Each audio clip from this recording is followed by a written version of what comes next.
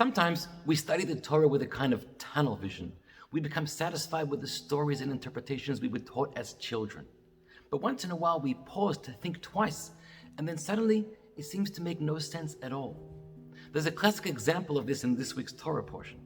The Jews have left Egypt. They're petrified of the Egyptians. They run away. After a few days, Pharaoh realizes the Jews are not returning, so he gathers his army to pursue after the Jews. The Jews arrive at the Red Sea, and now they're trapped. In front of them, the sea. Behind them, the Egyptians. How do they react? The Torah tells us they react with panic and fear. Some of them say, let's just jump into the sea. Perhaps we'll live, perhaps we'll die. Others say, let's wave our white flag and retreat back to Egypt. But why were the Jews so afraid? 600,000 Jewish males between the age of 20 and 60 left Egypt out of a nation of about 2 million. That's a huge, powerful army.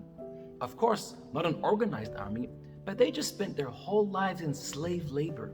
They were strong, they were mighty. Whereas the Egyptians, who were a superpower, just went through a whole year of 10 plagues, which crushed their economy, shattered their infrastructure. The death of the firstborns completely demoralized and weakened them. They were in no position to fight a war. So why were the Jews so afraid? Many years ago, scientists performed an experiment with a barracuda fish, that quick, predatory fish that can easily devour the smaller fish. And they placed the barracuda in a tank together with other weak fish.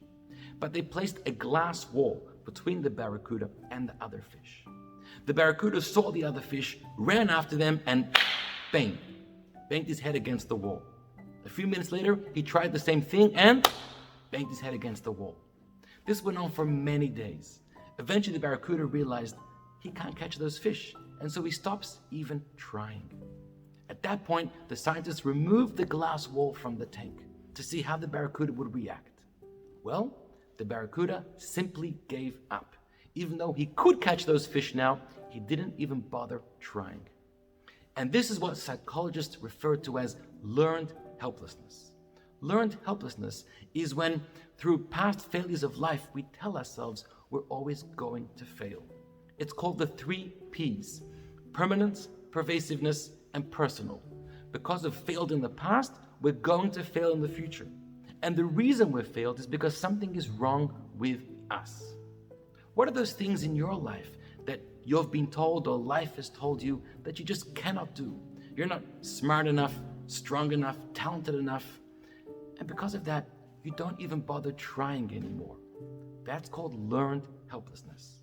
Perhaps that explains the Jews at the Red Sea. Since they were born, they were told, we're the slave, they're the master. We're weak, they're strong. And so even now, after leaving Egypt and becoming a free people, facing seemingly a weaker nation, the Egyptians, they told themselves the same thing. We're weak, they're strong, and we cannot defeat them. Now, fortunately, the same psychologists who taught us about learned helplessness also taught us about learned optimism, where we are able to undo those 3 Ps, the feeling of permanence, pervasiveness, and personal, and tell ourselves, just because we've failed in the past does not mean we're going to fail in the future. And the reason we failed is not because it's something wrong with us. It just wasn't the right opportunity. And through a lot of learning and cognitive effort, we're able to rewire our thinking to think optimistically with faith, hope, and courage. Maybe that explains the Jewish journey in the desert for 40 years. First, they received the Torah from God. The Torah tells them, God tells them, you are a free nation. You're able to determine the course and the outcome of your life. And so after 40 years of learning this optimism, they arrive into Israel, capable now to build a free, sovereign nation. In the early 20th century, there was a great Jewish German physician and scientist, Paul Ehrlich. He and his team were searching for the cure to syphilis. Finally, they found the cure, and they called it Compound 606. He won a Nobel Prize for this cure. It was called the magic bullet that could cure syphilis. But why did they call it Compound 606?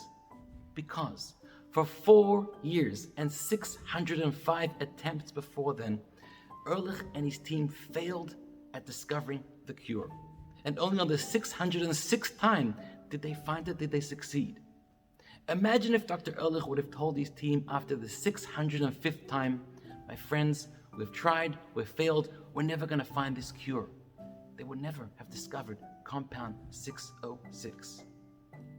This week's Torah portion teaches us about learned helplessness, but also learned optimism.